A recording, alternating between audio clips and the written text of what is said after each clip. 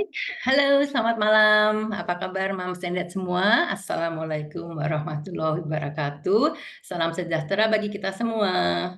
Semoga semuanya baik-baik ya. Semoga semuanya happy dan siap untuk mengikuti webinar malam hari ini. Judul malam hari ini memang yang sering ditanyakan oleh Mams and Dads ya. Si kecil alergi, apakah bisa sembuh? Nah, untuk itu kita hadirkan narasumber yang memang pakarnya di dalam bidang ini, Dr. Zahra Hikmah, spesialis anak konsultan.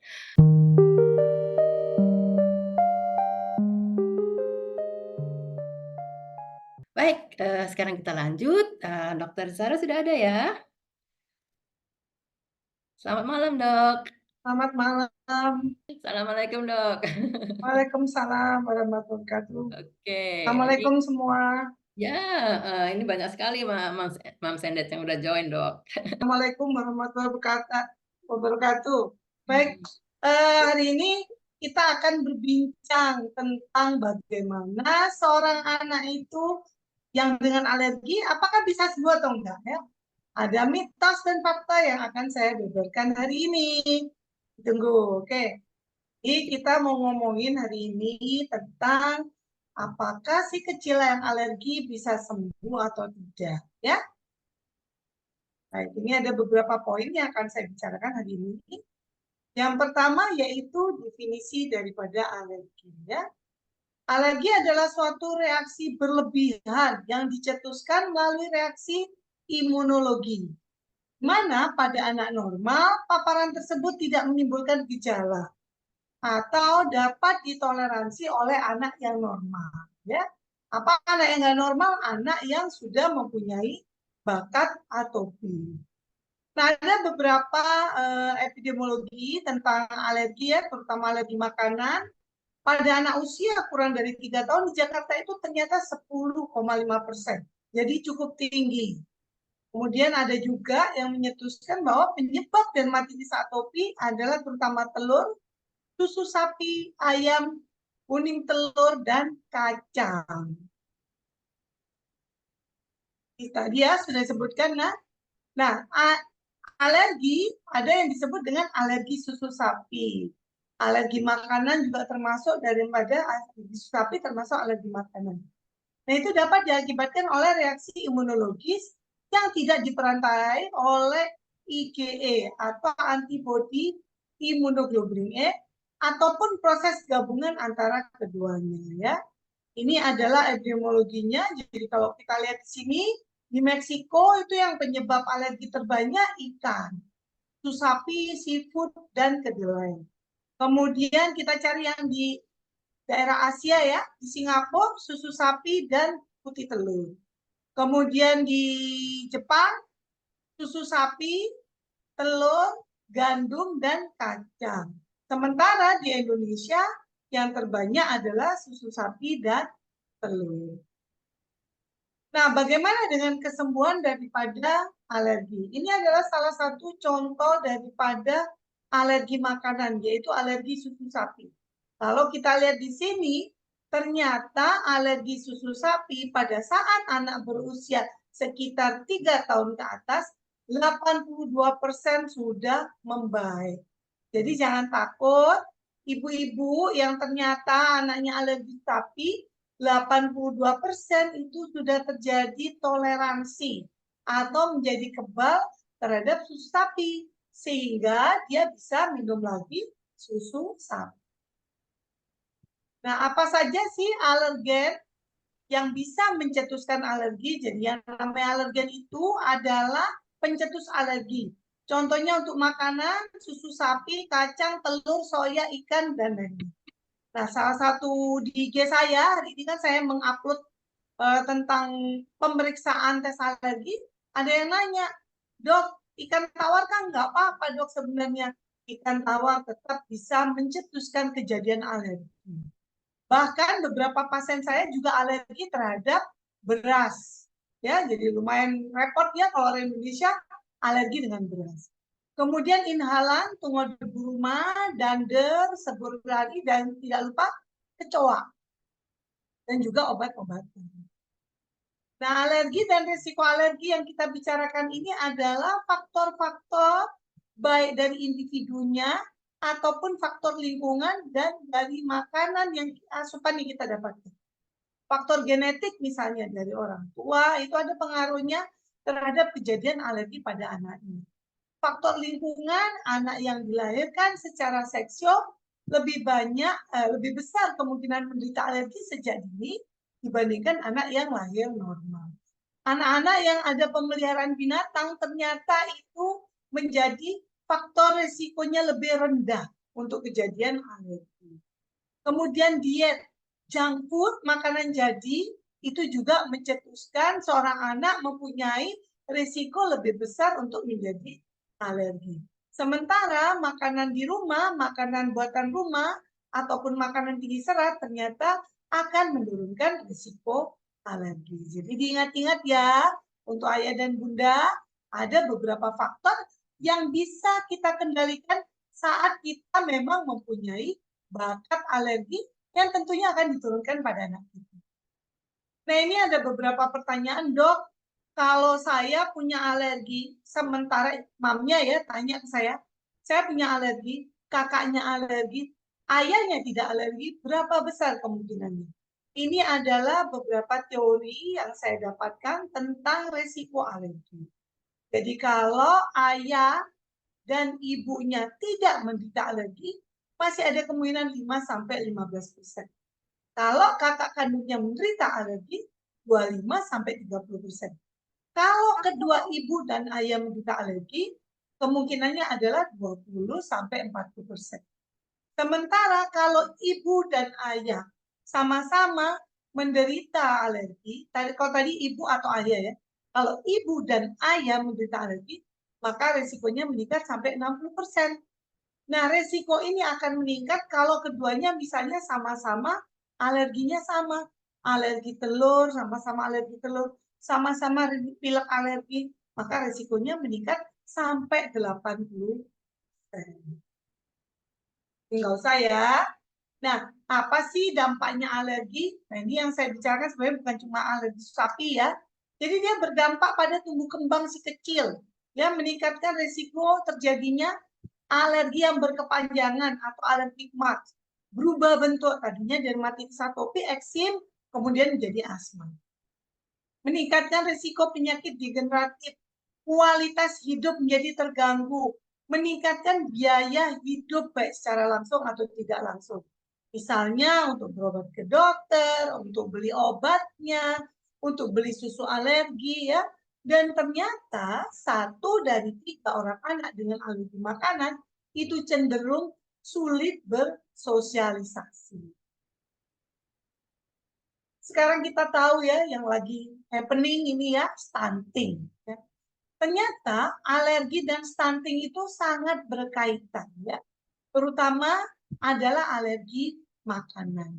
Di mana stunting terjadi 99%, ya ini penelitian di Singapura, 90% anak alergi makanan itu terjadi stunting. Dan 24% pada anak alergi susu sapi. Nah, kenapa terjadi stunting pada anak alergi? Pertama, karena dia sering sakit, maka meningkat kebutuhannya. Kedua, ada kesulitan pemberian makan. Anaknya jadi picky eater karena dibatasi makanan yang bisa diasuh. Kemudian substitusinya tidak sesuai.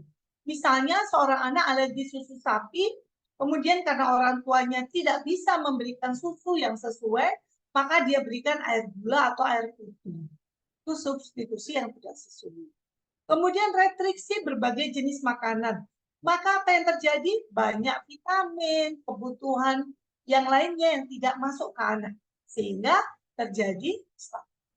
Eliminasi diet yang berlebihan dan terlalu lama, dan juga suplementasi yang tidak mencukupi. Semua itu bisa mengakibatkan terjadinya stunting pada anak alergi makanan.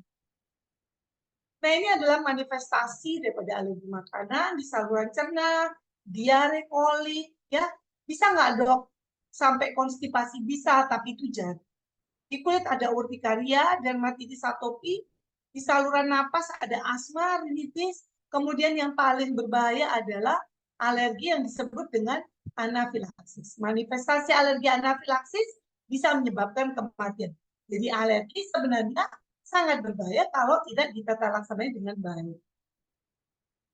Nah, ini mungkin yang sering kita jumpai ya, yang disebut dengan ruang susu waktu bayi, ternyata itu bisa berkelanjutan. 35% daripada eksim ini adalah alergi. Tapi tidak semua eksim ini adalah alergi. Ya. Kemudian urtikaria dan angioedem, ini yang cukup berbahaya. Kalau ini kita lanjutkan, maka terjadi yang tadi, anafilaksis. Kemudian pilek alergi ya, jadi kita sering dapatkan anak itu sering menggosok hidung, bersin-bersin di pagi hari, atau merasa hidungnya itu buntu, ya, tidak bisa bernafas di pagi hari. Maka ini yang disebut dengan alergi. Nah, gejala saluran nafas saat ini ternyata bukan hanya pada anak besar ya. Anak yang lebih kecil pun itu sering menderita gejala asma ya. Beberapa kali saya menjumpai anak umur 3 bulan, 5 bulan, itu terjadi asma. Nah, ini adalah gejala yang abnormal sebenarnya. Tapi hal ini sering terjadi saat ini. Saya tidak tahu pengaruhnya kenapa. Nah, bagaimana cara mendiagnosis alergi makanan ya? Yang pertama yaitu paling baik adalah dengan eliminasi dan provokasi. Bagaimana dengan uji tusuk kulit yang sering saya upload ya di IG saya? Uji tusuk kulit itu juga bagus, tetapi dia tidak bisa mendeteksi full soal alergi makanan. Pemeriksaan IG spesifik bagaimana dok? Itu juga bagus, tapi tidak bisa mendeteksi secara full soal alergi makanan. Setelah dua hal di atas ini, maka kita harus melakukan eliminasi dan provokasi. Dan ini harus dicatat. Ya. Jadi yang terakhir adalah catat makanan. Nah, sekarang kita bicara tentang kesembuhan alergi ya. Ini mitos atau fakta ya. Nah, yang pertama, kalau kita pengen anak kita sembuh, tentunya kita harus tahu dulu, dia beneran kasus alergi apa? Apa saja keluhannya? Eksim, batuk, pilek. Bagaimana ciri gejalanya? Eksim, batuk, pilek. Apa cukup lama, kronik?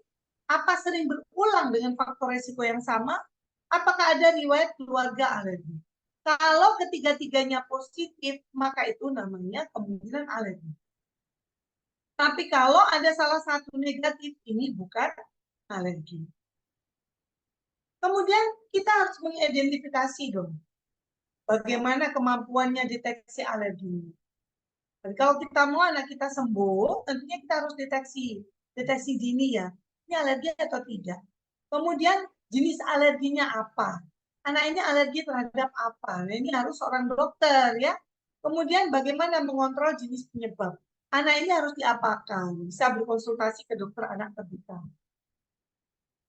Nah, ini adalah beberapa mitos ya, di awal mitosnya ya. Kan sering ya ibu-ibu bilang, dok anak saya ini kalau lagi daya tahan tubuhnya turun, maka alerginya keluar. Sehingga dia minta dong vitamin dan obat sebagai peningkat kekebalan. Padahal secara fakta, alergi adalah suatu kondisi yang hiperimun.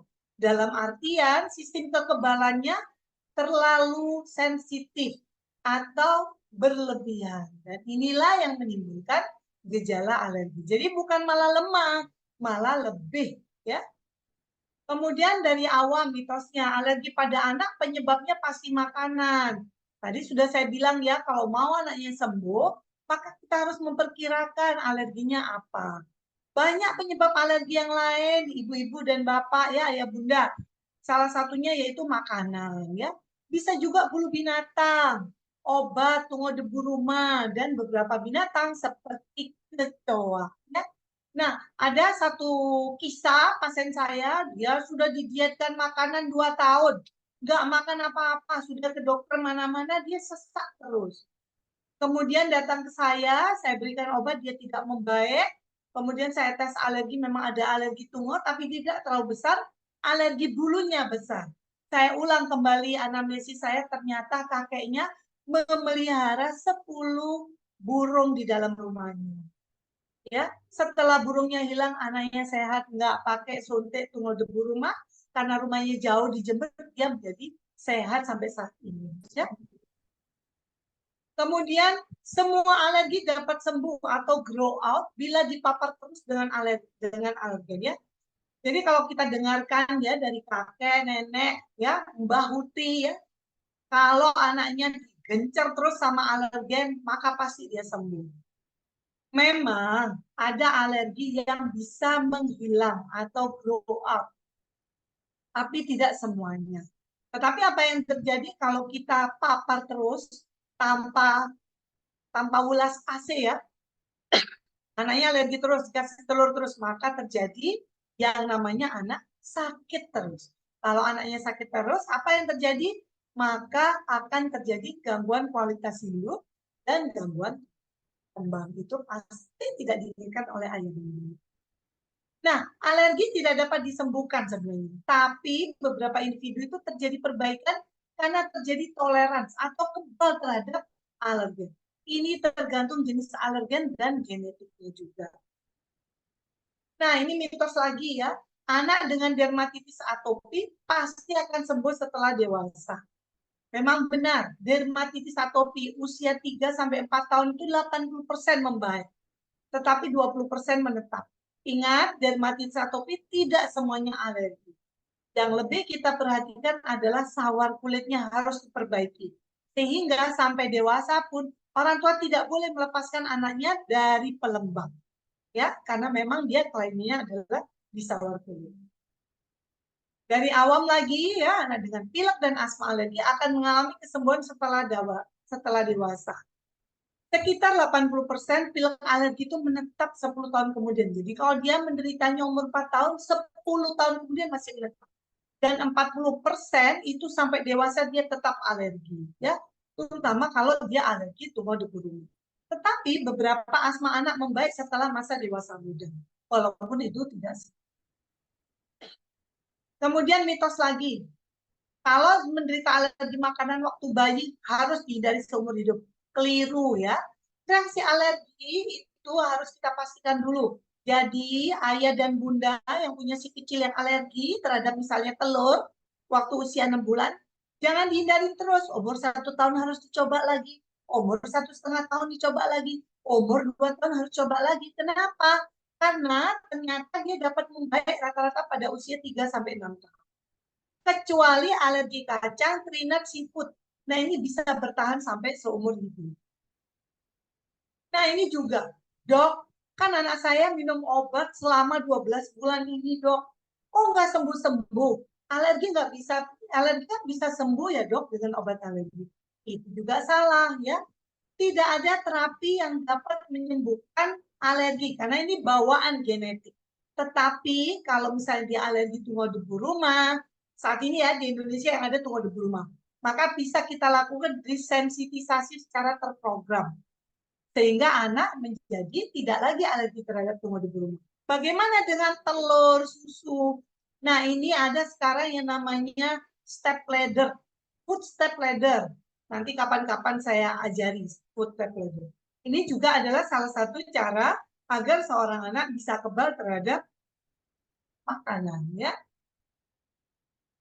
Nah, ini yang terakhir ya sebagai take home message. Alergi adalah reaksi berlebihan sistem imun terhadap protein tertentu. Dan ini tidak berhubungan dengan kondisi sakit. Ya, tidak semua alergi itu bisa grow out, bisa hilang. Beberapa alergi makanan bisa menetap hingga usia dewasa, tapi ingat, masih banyak alergi makanan yang bisa menjadi membaik setelah usia 3 tahun ke atas. Yang susah adalah alergi makanan seafood, kacang, dan terinat, di mana ini sering menetap hingga dewasa.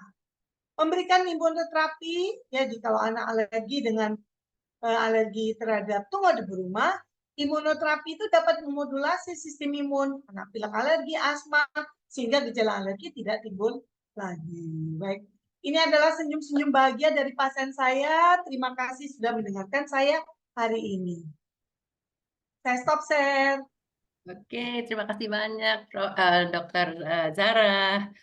Waduh, jelas sekali ya, Mama Sendet ya. Lebih jelas dari yang materi yang sudah kita bagikan ya, karena langsung dijelaskan. Kalau tadi baca agak bingung kali ya.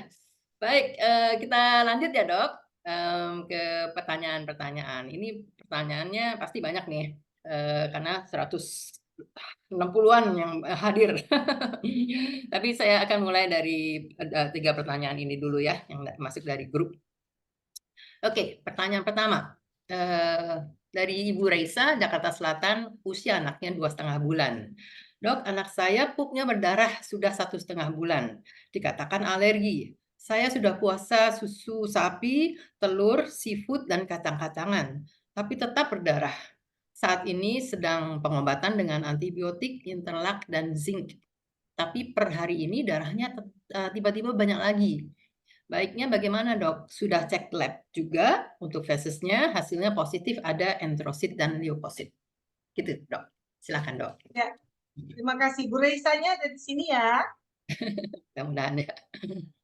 Karena gini, yang namanya buang air besar ada darah pada bayi di bawah 6 bulan itu penyebabnya bukan cuma alergi, Bu.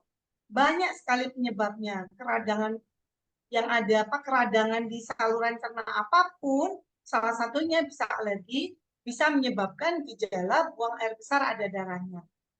Nah, kalau darahnya banyak sekali, saya sarankan Ibu ke dokter ahlinya, yaitu dokter konsultan gastroenterologi, di mana beliau itu akan melakukan pemeriksaan. Saya nggak tahu di Jakarta, kalau memang bisa, biasanya dilakukan pemeriksaan endoskopi ya, dengan menggunakan alat kecil. Kalau misalnya dari atas, kalau dari bawah kita pakai kolonoskopi ya, jadi dicari penyebab dari perdarahannya secara langsung ya. Nah, kalau misalnya masih ASI, kalau ibunya dia terus tanpa jelas, apalagi ini udah bleeding terus ya, perdarahan terus, yang saya takutkan lama-lama anaknya anemia, Bu. Nah, kalau anemia, maka bisa terjadi yang disebut dengan gangguan tumbuh kembang karena anemianya. Karena kita tahu bahwa darah itu membawa oksigen ke otak, ke bagian tubuh lainnya. Nah, ini yang harus kita hindari. Saran saya langkah selanjutnya sebaiknya Ibu ke dokter ahli gastroenterologi anak. Banyak Baik. di Jakarta. Bu Raisa, silakan ya. Banyak sekali bisa di Google dan yang pasti di RSAB Harapan Kita itu ada beberapa Ada. dokter spesialis, subspesialis gastroenterologi ya. Silakan. Oke, berikutnya dari Ibu atau Bapak nih ya, Bian Sandi Bapak kayaknya. Itiwa, Surabaya. Oh, pasien dokter ya? Bukan. Oh, bukan. Dari Surabaya, anaknya usia 4 tahun. Pertanyaannya, jika anak positif alergi debu dan suhu dingin, apa bisa sembuh saat masuk usia dewasa dengan sendirinya, dok? Terima kasih. Terima kasih Pak Bian atau kayaknya Pak Bian deh, bukan Bu Bian. Oke. Jadi gini, kalau usia 4 tahun itu ada alergi tungau debu rumah ya, bukan debu ya. Jadi di debu rumah itu ada binatang kecil yang tinggal di situ dan berkembang biak. Terutama dia di daerah-daerah tropis kayak di Indonesia. Nah, bisa sembuh sendiri enggak? Sebenarnya kalau secara teorinya sembuh sendiri enggak bisa. Tapi mungkin kalau gejalanya tidak terlalu berat, ya, Bapak bisa melakukan pembersihan rumah dari tungau debu rumah. Ya, kita nggak bisa menghindari secara total ya, kita tahu Indonesia ini luar biasa tungau debu rumahnya. Maka yang paling tidak Bapak bisa melakukan vakum cleaner, ya, tidak menyapu, ya, langsung mengepel, kemudian membersihkan spray ya setiap 2 hari mungkin dijemur, ventilasi rumahnya lebih banyak. Mungkin sekarang yang lagi musim pakai air purifier ya, tapi air purifier pun kalau lupa membersihkan atau mengganti filternya, maka ya akibatnya malah tungau debu rumahnya malah numpuk ya. Jadi itu yang bisa dilakukan. Tapi rata-rata sih kalau tungau debu rumah agak susah ya kalau sembuh sendiri. Mungkin harus lebih bersih lagi dan mungkin Bapak bisa mencoba memastikan dulu apakah memang benar-benar alergi tungau debu rumah. Oh ya, untuk alergi dingin nggak ada ya Pak, karena dingin bukan protein, jadi nggak ada alergi dingin.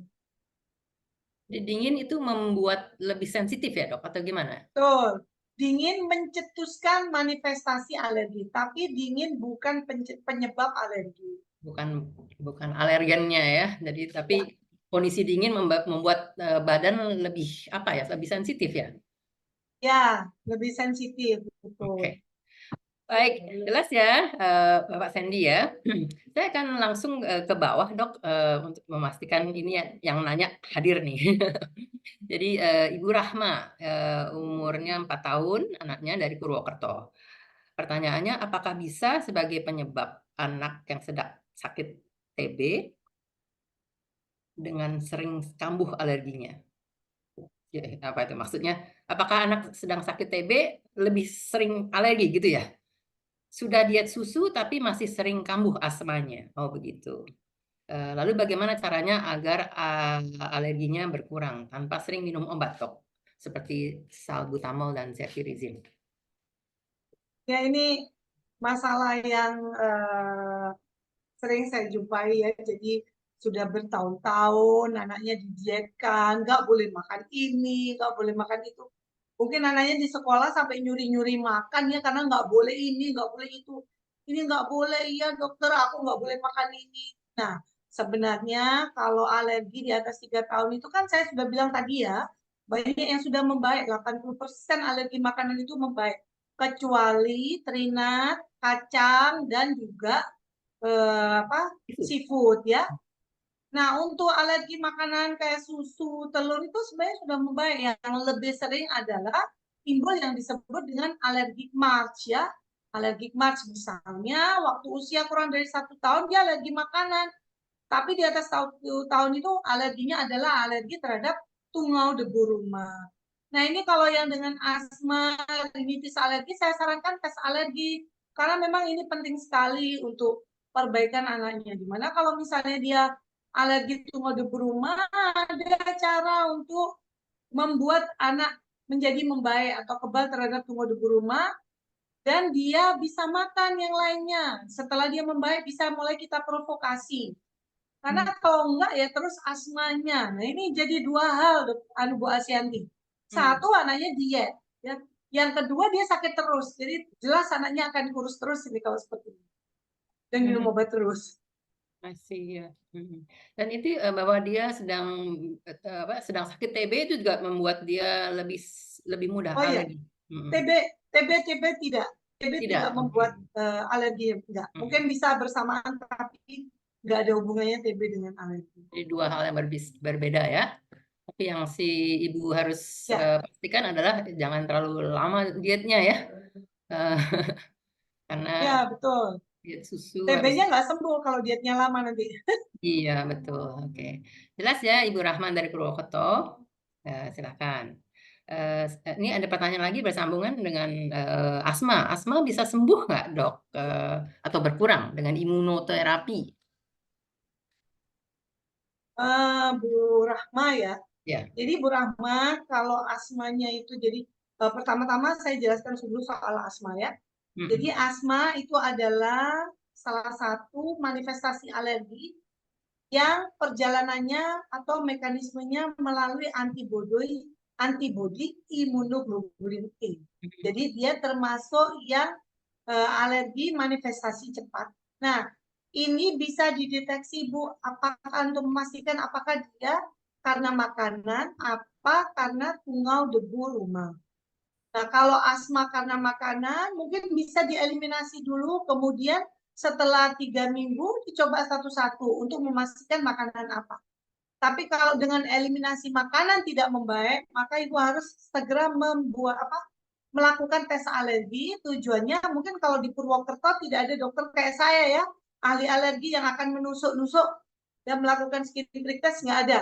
Ibu bisa melakukan pemeriksaan imunoglobulin E spesifik untuk tungau debu rumah. Kemudian kalau itu positif, baru bisa dilakukan imunoterapi.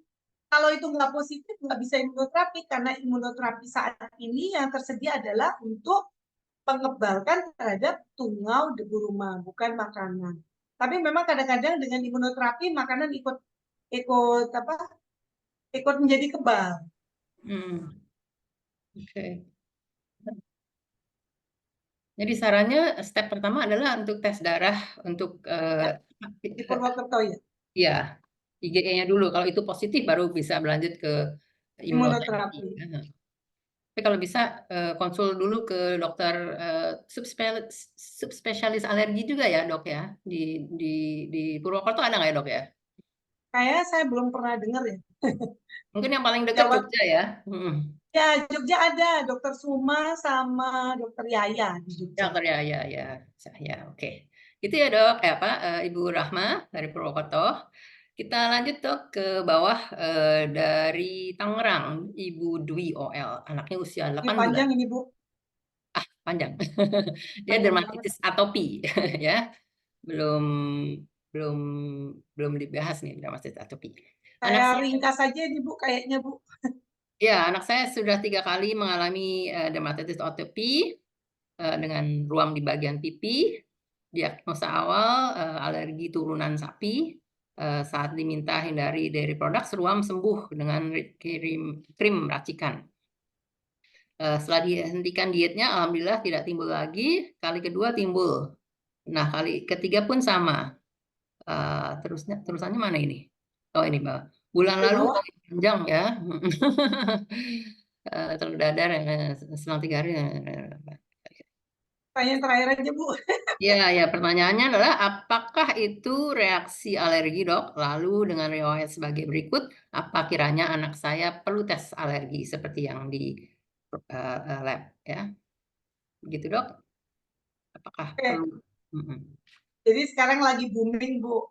IgG, sensitivitas pemeriksaan tes IgG terhadap alergi makanan. Jadi saya ingatkan ya ibu-ibu ya, IgG yang dimaksud dengan tes IgG terhadap makanan itu sampai saat ini tidak pernah direkomendasikan dari dari organisasi alergi makanan, organisasi alergi baik di Indonesia ataupun di dunia ya. Jadi Hmm. tes IgG sensitivitas yang ada di Prodia itu hanya untuk melihatkan respon terhadap makanan. Respon normal ya Bu, bukan respon alergi. Kalau Oh. respon alergi itu IgE, bukan IgG ya. Yang kedua, saya ingatkan lagi bahwa dermatitis atopi hanya 35% yang memang benar-benar alergi ya. Sisanya adalah kelainan daripada sawar kulit. Di mana sawar kulit seorang anak alergi, anak dermatitis atopi atau eksim itu mirip dengan tikar yang tidak terbentuk sempurna, seperti ada Hmm. lubang-lubangnya. Hmm. Akibatnya apa? Cairan dari dalam tubuhnya itu akan keluar lewat kulit. Kulitnya menjadi kering. Sementara itu dari luar yang namanya bakteri, alergen gampang masuk. Kalau memang mempunyai bakat atopi atau bakat sudah diturunkan alergi, maka anak menjadi alergi karena kondisi kulitnya seperti itu. Jadi yang paling penting kalau menurut saya untuk Bu Dewi Dwi Or itu sebaiknya ibu melakukan perawatan kulit yang terbaik untuk anaknya dulu. Kemudian setelah itu sambil diet ya, setelah 3 minggu ibu boleh mencoba dari makanan yang dicurigai. Dan dietnya nggak perlu macam-macam, dietnya atau pantangnya itu hanya yang jenengan yang ibu apa namanya curigai saja. Jadi nggak perlu semuanya, ya. Ibu curiga, saya curiga anak saya alergi telur, ya udah telur aja yang di stop. Jangan banyak-banyak Bu, apalagi anaknya usia berapa nih? Usia 8 bulan. Iya. Kasihan Bu kalau banyak yang didietkan. Curiga susu sama telur, maka dietkan susu dan telur dan produknya 3 minggu. Kalau memang alergi pasti membaik. Kalau memang alergi itu. Tapi jangan lupa rawat kulit dulu. Itu ya mungkin Bu Asyanti. Baik, Dok. Terima kasih, Dok. Ibu Dwi ya, jelas ya. Jadi itu ini juga saya catat juga nih, ternyata dermatitis atopi itu bukan 100% karena alergi ya, hanya Ya, 35% gitu. betul. Jadi 65%-nya karena kulitnya kondisinya tidak bagus ya, biasanya karena kering sehingga retak-retak, sehingga cairan dari dalam kulit malah malah keluar dan itu menjadi peradangan dan lain-lainnya.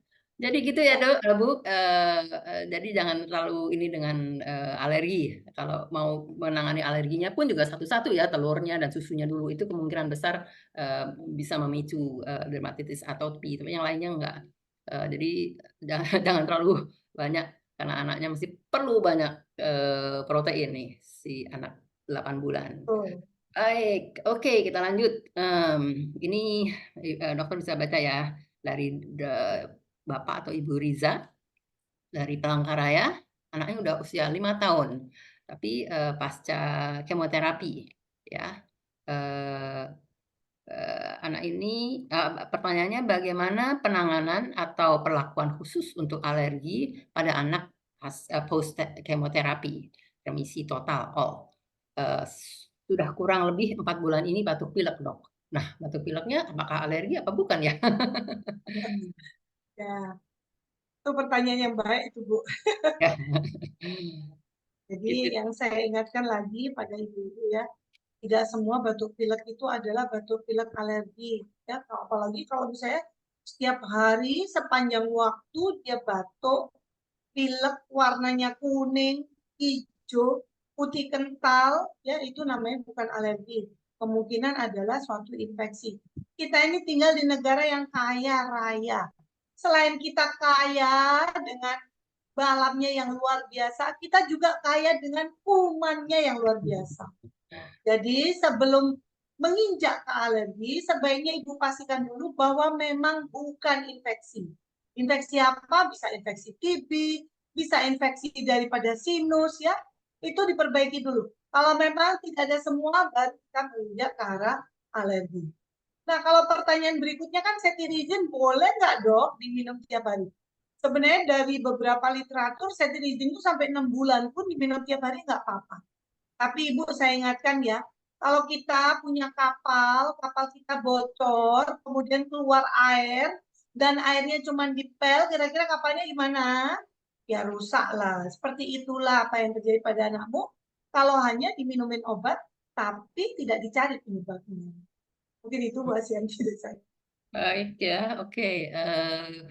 Jadi ya batuk pilek bukan selalu alergi ya. Tadi ada apa kondisi-kondisi ya dari penampilannya itunya, ingusnya ya yang memastikan itu bukan alergi. Ini pertanyaan tentang cetirizine juga ada di berikutnya dok. Konsumsi cetirizine untuk rinitis alergi pada bayi boleh setiap hari nggak dok? Rinitis alergi pada bayi sangat sangat sangat bukan sangat kecil ya, sangat sangat sangat sangat sangat kecil persentasenya. Jadi Hmm. kemungkinan bukan rinitis alergi sepertinya ya. Kalau pada Hmm. bayi umur 4 bulan. Grok-grok itu sesuatu yang normal ya, bukan rinitis alergi. Saya kok kurang percaya ya, bayi 4 bulan kena rinitis alergi. Oke.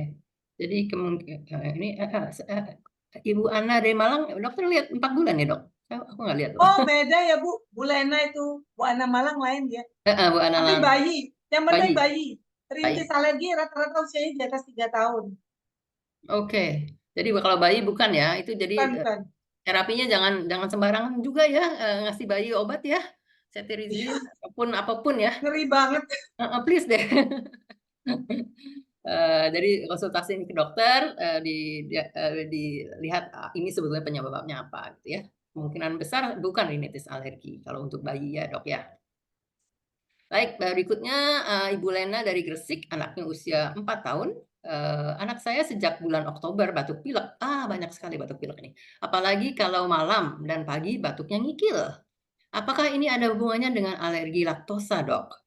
Karena dulu pernah dicek lab di pada dia intoleran laktosa.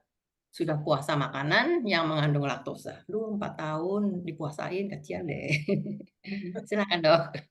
Terima kasih Bu Lena. Intoleransi laktose itu zatnya adanya di perut, bukan di hidung. Ya. Jadi gejalanya selalu berhubungan dengan saluran cerna. Intoleransi laktose. Tidak ada alergi laktose, tapi intoleransi laktose. Dan itu kalau intoleransi laktose hubungannya adalah perutnya kembung, bunyi, atau misalnya buang air besarnya diare yang lama. Ya, jadi nggak ada intoleransi laktose itu jadi batuk pilek ya. Kalau batuk pilek terus, saran saya eliminasi dulu kemungkinan terjadinya infeksi. Apalagi sekarang ini anak-anak sekolah ya di Surabaya dan Gresik kayaknya, karena pasien saya juga banyak dari Gresik, itu banyak yang menderita infeksi. Nah, kalau itu ternyata Tidak ada temennya yang sakit, pileknya cuma pagi aja, batuknya cuma malam aja ya. Kemudian pileknya bening, batuknya tidak disertai demam, tidak ada dahak warna hijau kuning. Maka ibu boleh konsultasi ke dokter anak terdekat untuk memastikan apakah dia alergi atau bukan. Baik, Dok. Bu, Oke. jangan dipuasakan laktose terus ya Bu, karena laktose itu penting untuk otak. Sebelum saya lupa, maaf pasien. Ya, oke. Baik ya Bu Lena dan ibu-ibu yang lain ya, untuk muasakan anaknya, jangan jangan langsung ya, kalau ada kondisi tertentu seperti batuk pilek itu dikonsultasikan ke dokter, untuk diperiksa apa penyebabnya sebelum kita mengindikan sendiri ini karena alergi ya, jangan. Oke, berikutnya, Ibu Citra dari Jawa Tengah, Klaten, umur anaknya 4 tahun 9 bulan. Selamat malam Dok, baru kemarin saya mengajak anak saya ke daerah berudara dingin dan lembab. Anak saya batuk terus sampai nafasnya ada suara ngik. Saya ke dokter dan diberi cetirizine, obat alergi. Pertanyaannya, apakah kalau setiap kena dingin batuk, saya harus memberi obat terus atau cukup dengan memberi penghangat tubuh? Bagus nih pertanyaannya Oke, Dok. terima kasih Ibu Citra. Jadi kalau misalnya gejalanya batuk terus sampai napasnya ada suara ngik, kemudian diberikan cetirizine membaik, itu luar biasa, berarti bagus dong. Kalau gitu ibu nggak perlu macam-macam, boleh aja kalau cetirizine kan aman-aman saja. Tapi kalau misalnya ibu tanpa ada apa-apa, kemudian dia batuk sampai ngik, sampai sesak napas, ibu segera berobat ke dokter untuk memastikan apakah ini bukan asma ya. Kalau asma harus dicari penyebabnya apa. Dan kalau memang penyebabnya udah ketahuan, bisa dihindari penyebabnya selama beberapa jangka waktu. Boleh memberi mengamat tubuh, boleh. Tapi kalau misalnya batuk sampai sesak, ya ibu harus ke dokter ya Bu. Hmm. Jadi itu aja. Oke, baik, Dok.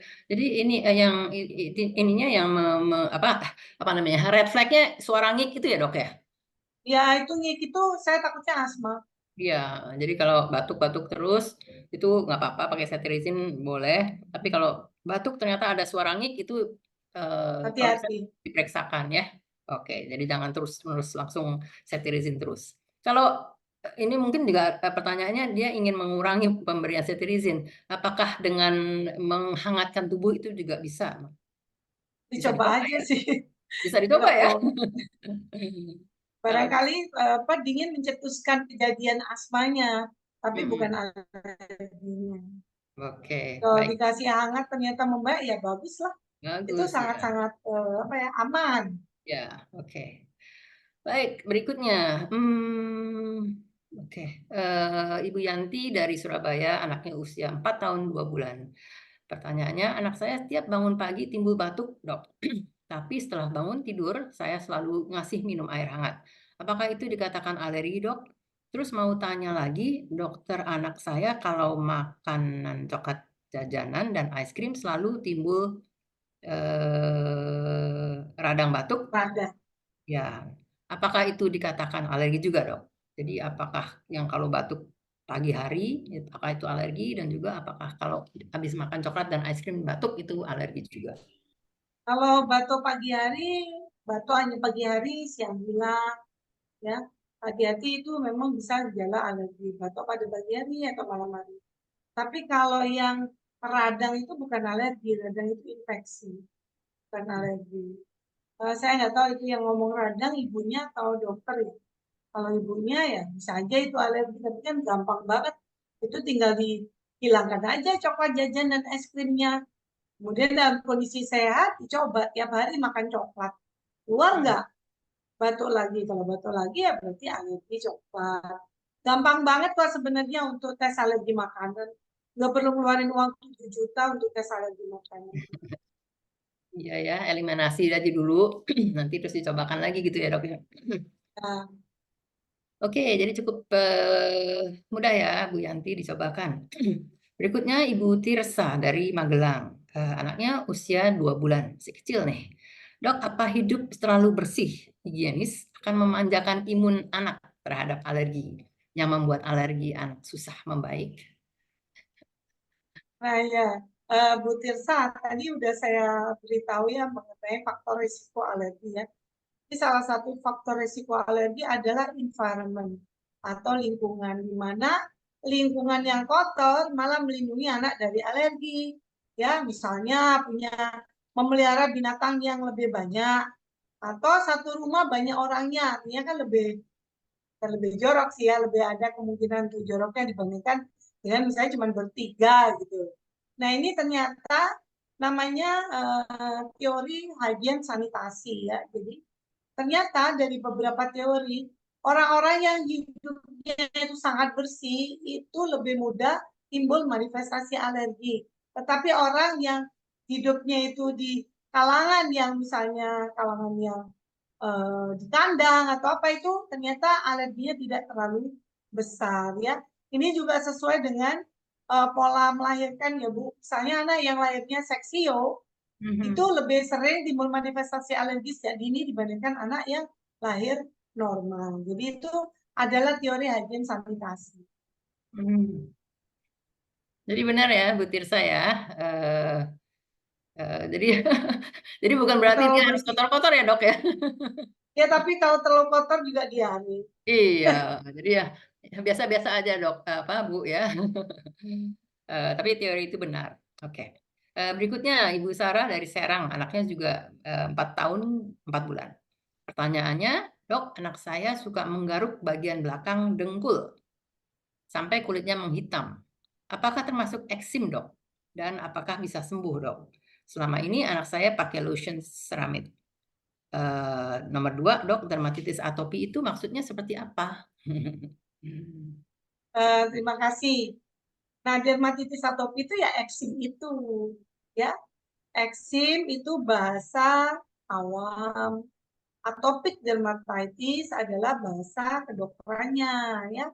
Sama itu. Nah, kalau ngelihat seperti ini, sebenarnya yang paling penting memang sawar kulitnya mungkin belum terjadi perbaikan.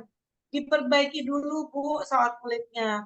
Nah kalau sawar kulitnya, artinya kulitnya udah pakai sabunnya bener, lotionnya juga cara pakainya bener, kulitnya udah lembab, tapi masih sering timbul ruam. Nah itu yang namanya dermatitis atopi, mungkin disebabkan alergi, terutama kalau memang ada keturunan alergi atau ada bakat alergi. Jadi bisa aja. Nah, kalau saya sih kalau lotion terserah pilih apa, yang penting lotionnya tidak mengandung pewangi, pewarna, dan mengandung perbaikan daripada barrier kulit atau perbaikan daripada tawar kulit. Memang khusus untuk dermatitis atopi. Termasuk sabunnya Bu, bukan cuma lotionnya aja. Ya, jadi sabunnya yang itu ya, tidak ada pewanginya dan memang apa ya istilahnya ya. Eh, kalau bilang sabun bayi banyak pewanginya soalnya dok. Apakah harus sabun khusus untuk yang hipoalergenik atau gimana dok? Sabunnya nggak boleh ada pewanginya. Sabun Itu bayi aja. kan ada pewanginya. Iya betul. Oke. Jadi cari ya sabunnya dan juga lotionnya. Ini pemakaian lotion ceramide udah benar, cuma pastikan juga Tapi memakainya cara benar ya. pakainya yang penting. Mm-mm. Iya, pakainya harus benar. Jadi tipsnya apa buat pemakaian lotionnya dok? Kalau habis mandi. Kalau saran saya, kalau habis mandi itu hanya ditepuk-tepuk dalam keadaan setengah basah, dioles lotionnya. Nah, Dan jangan dalam kondisi kering tiba-tiba dioles, malah apa kita masukkan kuman gitu ya. oke oke. Jadi Dua dalam kali keadaan cukup. badan bersih ya, apalagi yang Ya. daerah yang sering gatal itu ya. Oke, Oh, jadi ingat dermatitis atopi itu sama dengan eksim dan juga tadi dokter bilang tidak semua dermatitis atopi atau eksim itu diinikan oleh alergi ya, tidak ada yang lain. Apa karena kulitnya memang sering kering mungkin ya, jadi kurang bisa memproteksi si badan si anak ya. Oke, jelas ya Bu Sarah, silakan. Berikutnya Ibu Fitria Nur Istiqomah dari Tangerang. Anaknya usia 1 tahun. Pertanyaannya, halo selamat malam dok. Anak tetangga saya sama adik saya kalau musim dingin alergi gatal-gatal. Kalau konsumsi obat gatal terus-menerus boleh nggak ya dok? Bahaya nggak dok? Dok? ini, ini kayaknya urtikaria ya. Iya. Urtikaria ada yang akut, biduran ya. Atau kalau di Sumatera itu gelegata namanya. Jadi kalau urtikaria, gelegata, biduran, gelegata itu adalah manifestasinya bisa karena alergi, bisa karena cuaca dingin, ya. Jadi dia pencetusnya banyak, bisa panas, kemudian bisa juga unknown, tidak ketahuan pencetusnya. Boleh nggak minum obat gatal terus ya? Kalau lagi timbul, boleh aja minum obat. Yang penting konsultasi ke dokter dulu, jangan minum obat sendiri. Apalagi kalau misalnya tiba-tiba ke warung atau ke apotek beli steroid ya. Obat gatal banyak, Bu. Ibu harus memastikan dulu obat gatalnya aman apa enggak. Kalau saran saya ke dokter dulu dia cari solusi daripada anak usia 1 tahun ya. Iya, Jangan masih beli-beli kecil. obat sendiri. Baik ya dok, Ibu Fitria, silakan. Itu masih kecil, kalau bisa dikonsultasikan dulu sebelum memberi obat ya, kalau masih bayi ya. Berikutnya Ibu Nurmiati dari Duri, ini Duri Riau kalau nggak salah. Anaknya usia 10 tahun. Assalamualaikum warahmatullahi wabarakatuh, dok. Dok, anak saya sejak umur 9 tahun sering timbul, ini sama nih, Sama ini. urtikaria, tiba-tiba saja. Kami sudah bawa ke dokter, dikasih Dexa, terus karena masih muncul juga dikasih metil sama dokternya, anaknya usia 10 tahun. Tapi nggak sembuh juga. Saat Ananda mulai bosan kok, dok, seperti ini terus ya dok. Eh, Kira-kira apa ya dok pencetus Ananda bisa tiba-tiba timbul urtikaria? Bagaimana berikutnya? Silakan dok. Tadi Ini sebenarnya ini yang sama tadi ya saya jawabannya sebut ya. ya. Ya. Ini metil dan dexa masuk steroid ya Bu, jadi nggak boleh Hmm, dipakai hmm, terus. Kemudian pencetusnya ya Ibu harus konsultasi ke dokter anak terdekat ya. Kalau misalnya memang perlu dilakukan tes alergi pada Ananda. Atau yang kalau misalnya memang ada gejala karena infeksi ya dilakukan tes darah untuk memastikan ada infeksi. Karena cacingan pun bisa menyebabkan kejadian urtikaria gitu. Jadi saya nggak bisa menyimpulkan di forum ini apa penyebab daripada urtikaria pada anak ibu. Mungkin hmm, konsultasi ke dokter terdekat ya, Bu. Dari hmm. Riau soalnya. Kalau saya suruh ke Surabaya kejauhan ya, Bu. Anak 10 tahun ini jadi ke dokter. Ini kan sudah ada dokter nih. Jadi kalau bisa ke dokter spesialis lagi ya, Dok ya. Ya, dokter spesialis. Spesialis kulit atau dokter spesialis anak, konsultan alergi kalau bisa ya. Di Riau, sebenarnya Pekanbaru ada loh ya pastinya. Silakan ya Bu, urtikaria itu kalau di Jawa suka dibilang keringat buntut ya, Dok? Sama nggak? Enggak, keringat buntut lain, Bu. Biliaria. Oh, lain lagi. Oke. Lain.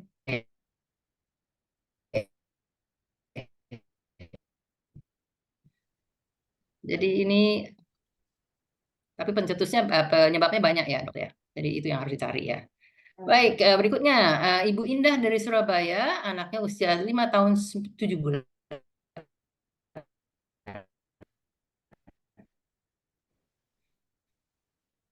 Pertanyaannya, selamat malam dok. Eh, di rumah sakit, Bu Asyanti menghilang. Saya baca aja ya. Jadi Bu Indah anaknya 4 bulan. Ternyata kena alergi ya Bu Indah ya. Nah, ini kalau misalnya mau tahu alergi apa, saya kurang tahu ya apa benar alergi. Bu Asyanti, sorry saya baca langsung ya. ya nggak apa-apa, silakan. Jadi kalau misalnya penyebabnya alergi, kayaknya nggak pakai panas deh Bu. Kalau ada demam dan ada demam ya itu bukan bukan alergi ya Bu. Apalagi kalau sampai ada hipoalbumin. Hati-hati anaknya Ibu jangan-jangan autoimun Bu, bukan alergi. Jadi kalau saran Ibu, kalau saran saya Bu kalau ada BPJS ke Sutomo aja Bu, ke poli alergi imunologi untuk memastikan memang benar-benar alergi atau anaknya Ibu autoimun. Kalau autoimun kan sayang banget kalau misalnya semua makanan nggak boleh. Karena alergi nggak pakai hipoalbumin. nggak pakai anemia, kecuali ibu ada bleeding lewat apa saluran cerna, memang bisa anemia. Tapi kalau nggak ada apa-apa, tiba-tiba anemia itu ada proses penghancuran daripada sel darah merah, itu hati-hati autoimun ya Bu. Kan itu basian yang saya baca Bu Asian. Maaf. Iya, yang tadi saya tiba-tiba keluar nih. Oke, tadi Ibu dari Surabaya ya tadi ya. Oke. Ya, Jadi terus dikonsultasikan ya. Kalau di Surabaya kan ya ada dokter dong. iya. Ini kayaknya ke rumah sakit UNER, belum dirujuk ke Sutomo, nggak tahu kenapa. Hmm, hmm, hmm, hmm. Oke, baik. Dilanjutkan ya, Ibu ya, pengobatannya. Berikutnya, Ibu Laili dari Mojokerto, anaknya 6 bulan. Anak saya sejak usia 2 bulan muka merah-merah, badan, tangan, kepala hingga ada nanahnya, dan didiagnosa dermatitis seboroik. Anak saya sudah mulai empasi dan saya prohenya beraninya ngasih daging sapi terus. Kapan saya bisa mulai mencoba prohe lain ya dok? Oke, silakan dok. Ini berikutnya dia minum ASI dan sufor menggunakan Newcate sampai umur berapa minum susu tersebut dok? Mulai ikut dong, ikut diet nih ya. Sebenarnya Mhm. dermatitis seboroik bukan alergi, Bu. Dermatitis seboroik itu sering terjadi pada bayi di kulit kepala. Dan dia bisa sembuh sendiri. Kalau nggak sembuh-sembuh, artinya ada infeksi, baik infeksi bakteri ataupun infeksi jamur. Jadi, kalau yang di kulit wajah, tangan itu beda, itu namanya dermatitis atopi. Kalau dermatitis atopi yang paling penting ya perbaiki dulu sawat kulitnya. Nah, kalau misalnya sawat kulitnya tidak diperbaiki, walaupun ibu tidak makan apapun, pakai ASI dan Nioket, dia tidak membaik. Nah, berapa lama seharusnya kalau misalnya kita mau secara teori ya, maka ibu didietkan selama 3 minggu dan mungkin kalau mau nambah Nioket juga 3 minggu. Setelah 3 minggu harus mencoba, nah itu namanya tes provokasi. Tes itu sederhana tapi sangat efektif untuk alergi susu sapi. Jadi saran saya, mungkin perbaikan dulu ya Bu dari kulitnya, kemudian harus mulai mencoba benar alergi apa enggak. Ya, jadi Nggak boleh dermatitis, lama-lama pokoknya. Dietnya nggak dermatitis boleh. seborrheic bukan alergi ya? Ya, Oke. Jadi dicobakan saja prohe yang lainnya nggak apa-apa kok ya. ya, Eh, nyoba sekarang atau nyoba 3 tahun lagi sama kok Bu. Kalau alergi ya tetap keluar. iya oke. Dan Neocate-nya sampai berapa lama dok? Itu tadi saya bilang, kalau kulitnya udah membaik harus nyoba. Maksudnya cuma 3 bulan, 3 minggu. Setelah 3 minggu nyoba. Harusnya dicoba Kalau lagi. memang alergi, didietkan sampai 6 bulan. 6 bulan nyoba, 6 bulan nyoba. Oke, jadi sama aja ya, 3 bulan. Oh, 3 minggu, sorry maaf. Oke, berikutnya. Ibu Ria dari Tangerang, anaknya usia 2 tahun. Anak saya ada alergi, kadang hidung bersin, batuk. Apakah dengan cuci hidung dapat menyembuhkan alergi pileknya? Berapa kali sehari dicuci hidungnya? Oh, oke. Alergi sebenarnya kuncinya adalah mencari pencetusnya gitu ya, Dok ya. Nggak bisa sembuh alergi, Bu. Eh, Jadi eh, cuci hidung nggak bisa menyembuhkan alergi, tapi mungkin mengurangi kejadian pileknya aja, ya. Dan mungkin kalau misalnya debunya udah masuk, bisa dikurangi dengan pemakaian cuci hidung, ya. Jadi saya kurang setuju kalau dibilang cuci hidung dapat menyembuhkan alergi. Berapa hmm, kali sehari cuci hidungnya? Monggo, saya kan nggak tahu apa kondisinya ya. perburukan daripada itu ya kejadiannya. Jadi mungkin ibu harus konsultasi ke dokter dulu untuk memastikan berapa kali sehari cuci hidung. Oke. Jadi tapi yang penting adalah apa tadi itu? Cari penyebabnya dulu. Iya. Kalau hanya cuci-cuci, nanti terpicu lagi oleh penyebabnya ya, Ya, kalau belum ketahuan ya. Jadi gitu ya Ibu Ria, silakan konsultasikan juga ke dokter ya. Selain Ibu juga cari-cari, itu kira-kira setiap kali hidung bersin itu karena apa? Baik, Ibu Chandra dari Surabaya, anaknya usia 2 tahun. Anak saya sedang proses imunoterapi alergi HDM. HDM apa dok? Untuk yang House dust mite, tunggu di rumah. Oh, I see. Oke, tuh mau debu rumah. Ah. juga didiagnosa intoleran gluten yang menyebabkan sembelit. Intoleran dengan alergi, apakah sama, Dok? Bisakah sembuh? Silakan, Dok. Kalau intoleran itu tidak melalui proses imunologis. Jadi dia misalnya apa, intoleransi terhadap laktose, artinya tubuh tidak bisa mencerna dengan baik laktose. Kalau alergi itu reaksi berlebihan dari sistem imun terhadap suatu zat atau protein. Jadi sangat berbeda ya Bu. Kalau intoleran ya makanan itu nggak bisa ditoleransi karena dia nggak bisa dicerna oleh tubuh kita. Tapi kalau alergi ya tubuhnya malah nyerang sama makanan. Jadi ada reaksi yang berlebihan dan berbeda jauh. Dan bisa sembuh nggak? Kalau intoleransi genetik, saya jarang sih nyumpain nggak bisa sembuh. Tapi kalau intoleransi karena apa suatu kejadian, misalnya habis diare, ya itu bisa sembuh. Saya nggak pernah dapat intoleran gluten ya. Mencerna glutennya dengan apa? Apa mungkin laktose maksudnya? Saya kurang ngerti. Makasih. Iya, kemungkinan besar itu alergi gluten ya, Dok ya.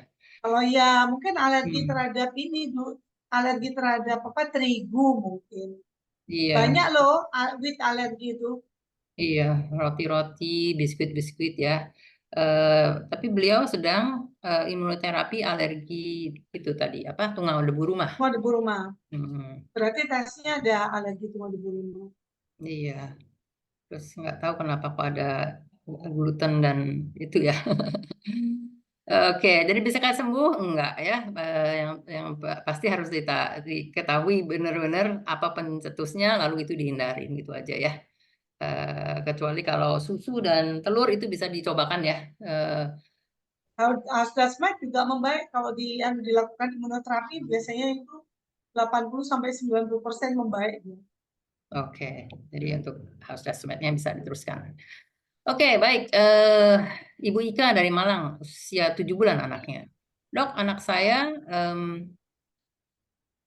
dinyatakan alergi akan tetapi belum tahu pasti alergi apa. Sekarang minum susu soya. Akan tetapi berat badan susah naik. Bagaimana cara mengatasi karena saya takut anaknya stunting, sekarang baru 7 bulan. Jadi kalau 7 bulan itu pertama kita harus pastikan dulu ya. Tadi saya udah jelaskan identifikasi alerginya dulu dong ya. Bagaimana cara identifikasi alergi? Kalau kita lihat alur ya, atas itu alergi enggak? Tanda tanya. Ya, lihat gejalanya. Ada nggak gejala yang menetap ya dengan pencetus yang sama dan ada keturunan alergi? Kalau tiga-tiganya ada, oh iya oke, ini mungkin karena alergi. Kemudian dia curiga sama susu sapi, maka lakukan eliminasi atau pantang susu sapi selama 3 minggu saja, Ibu. Setelah Hmm, 3 minggu, gejalanya membaik. Ada kemungkinan alergi, tanda petik. Setelah 3 minggu, gejala tidak membaik. Bukan alergi susu sapi atau alergi susu sapi yang dengan alergi bahan makanan yang lainnya. Nah, kalau setelah 3 minggu gejala membaik, maka lakukan provokasi. Kasih susu sapi tiap hari. Pada saat kondisi membaik, sehat, dikasih susu sapi langsung timbul gejala, maka itu yang disebut dengan diagnosis alergi susu sapi sudah ditegakkan. Lakukan eliminasi selama 6 bulan, kemudian dicoba lagi. Jadi hmm, panjang rentetannya, nggak bisa eliminasi sampai 2 tahun, nggak boleh ya. Saya larang. Kalau di praktek hmm. saya omelin untuk Ya. eliminasi lama-lama. Jadi mom and dad khususnya yang masih bayi-bayi anaknya pas mulai empati jangan takut dan jangan langsung menghindar-hindari ya. Kayak ini belum tentu itu alergi susu sapi kok langsung udah minum susu soya ya. Dipastikan dulu itu alergi apa tidak dengan cara eliminasi tadi ya dok ya. Susu sapinya dihilangkan Oh, 3 minggu apakah masih ini apa tidak. Nah habis itu dicobain lagi kalau enggak kalau sudah tidak ada gejala berarti memang harus dikurangi dulu susu sapinya ya dihindarkan dulu ya. beralih dengan sumber protein yang lain. Begitu juga sumber protein yang lain dalam empasinya ya, telurnya lah, apanya lah, ayamnya lah, begitu juga ya dicobakan. Tapi nggak usah dihindari dulu sebelum ada indikasi Gejala. gejala ya. Oke.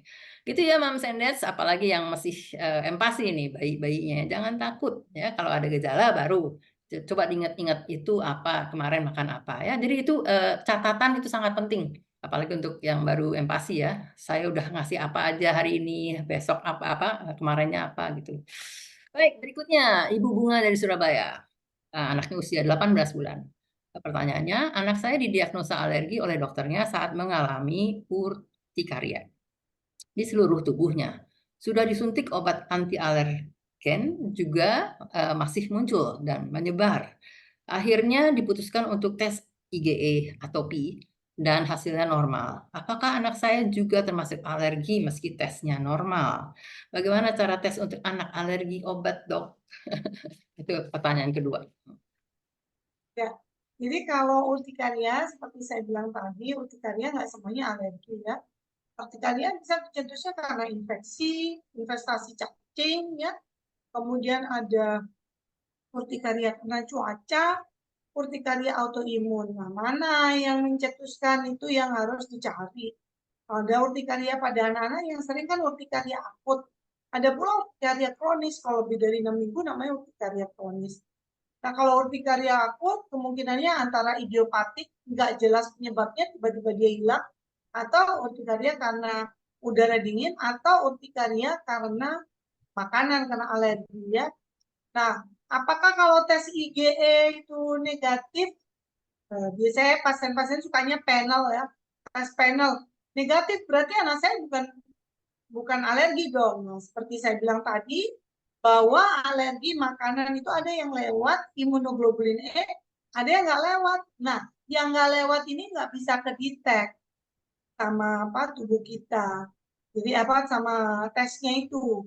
Jadi harus yang paling bagus ya tetap eliminasi dan provokasi. Hindarkan dulu terus dicoba satu-satu. Oke. Oke ya Bu, terima kasih dokter. Ini kayaknya kita sudah harus sudahi, tapi saya mau scroll ke bawah apa yang kira-kira masih bisa diangkat ya supaya Mam Sendet yang lain juga ini ya. Uh, Batuk pilek udah banyak ya. Bisul dok, ini ada pertanyaan. Mana Bisul dia? bukan alergi, bisul. Bukan alergi. Oke, itu jawabannya ya. Oke, batuk pilek udah banyak, cetirizin udah banyak, eh, rhinosinusitis pemicu alergi. Apakah rhinosinusitis pemicu alergi itu dampaknya ya gejalanya ya? Pemicunya alergen. Apa itu alergennya? Itu Ya, yang biasanya dicari ya. tungau. Kalau Mm-mm. rhinosinusitis kebanyakannya tungau. Tungau ya, debu-debu Beda. berarti Mam Sendet ya.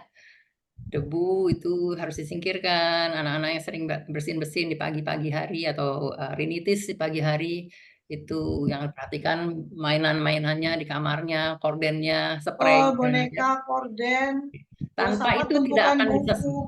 Ya. Tanpa gerakan itu tidak akan bisa sembuh. Itu akan. Cuma di imunoterapi loh, kalau misalnya debunya nggak diatasin, di Mm-mm. imunoterapi tetap batuk. Jadi Mm-mm. benar-benar harus diperbaiki dulu supaya pada saat dia sudah sehat, nah udah imunoterapinya udah berperan, begitu dia ketemu debu, udah oke. Tapi kalau selama imunoterapi tetap terpapar debu, nah itu imunoterapinya jadi kurang efektif. Jadi batal ya. Ini ada pertanyaan tentang probiotik, dok. Eh, Apakah konsumsi probiotik pada bayi dan anak, apakah benar bisa mencegah alergi yang lebih parah?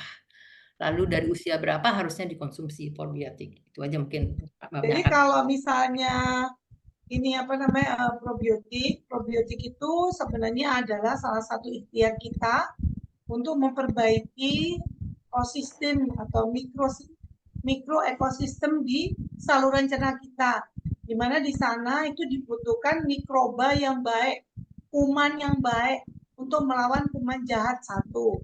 Yang kedua, kuman yang baik itu bisa membuat yang harusnya misalnya makanan alergen masuk itu produksi IgE, dia malah bergeser produksi IgA sehingga tidak terjadi reaksi alergi. Nah, ini yang ingin didapatkan dari tubuh kita karena kita tahu, jadi ibu-ibu nggak usah bayangin bahwa tubuh kita itu mana sih perlindungan yang paling besar. Ternyata perlindungan paling besar itu saluran cerna. Jadi supaya anaknya sehat, saluran cernanya harus sehat. Itu intinya kalau pemberian probiotik. Oke. Jadi memang ada ya intinya dampaknya ke Ada. mengurangi alergi ya dok ya. Karena Tuh. si bakteri baik itu ada yang memproduksi zat yang baik untuk mencegah alergi ya, mengurangi alergi. Bagus itu pertanyaan dok. Ya dok ya. Ada lagi nggak ya yang menarik lagi? Oke. Alergi telur boleh dipakai. Oh, apakah anak alergi, contohnya telur, boleh diberikan vaksin influenza? Kalau ada alergi telur, hati-hati, beberapa vaksin ada ya komponen telurnya termasuk influenza. Iya, beritahu dokternya aja supaya waspada. Barangkali karena sudah besar nggak alergi lagi sama telur kan alhamdulillah.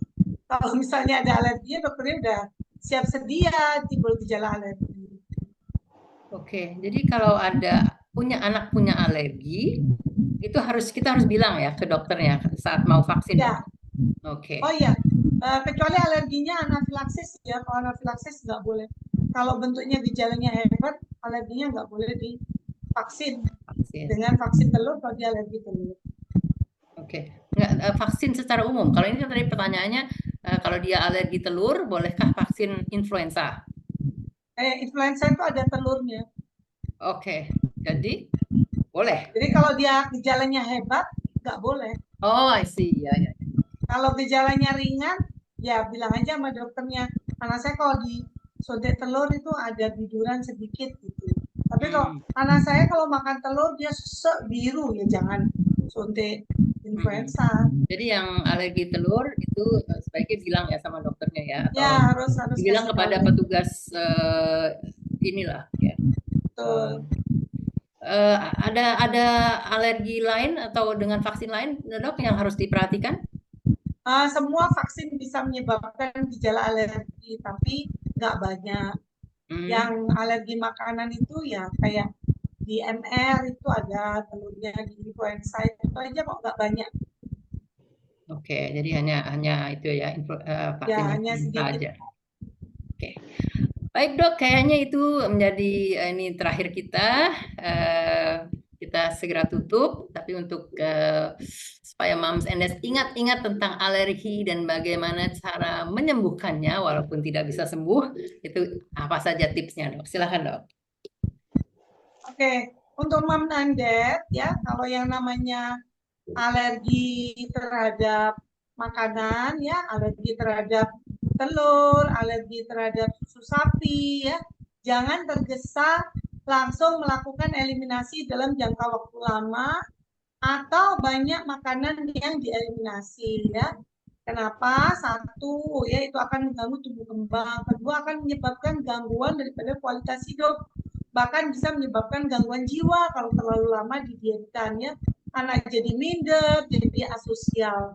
Nah, kalau misalnya kita itu mencurigai adanya alergi, mungkin kalau yang di Surabaya bisa ketemu saya, bisa ketemu Prof. Anang, atau ketemu Dokter Aswin ya. Tapi kalau yang misalnya jauh menjauh di sana ya, maka mungkin bisa melakukan eliminasi makanan yang dicurigai selama 3 minggu. Kemudian bila tidak ada gejala, mungkin bisa diprovokasi atau diberikan setiap hari. Nah, kenapa tidak boleh terus-menerus? Karena sebenarnya, jadi nggak boleh 2 tahun nggak makan apa-apa. Sebenarnya alergi misalnya susu sapi itu umur 1 tahun itu 50% sudah membaik. Jadi harus dicoba tiap 6 bulan coba lagi, tiap 6 bulan coba lagi. Dan jangan lupa tadi sudah saya sebutkan harus dicatat makanan yang dicoba supaya tahu mana yang alergi mana yang tidak. Jadi alergi bisa membaik beberapa, tapi tidak semua alergi bisa sembuh.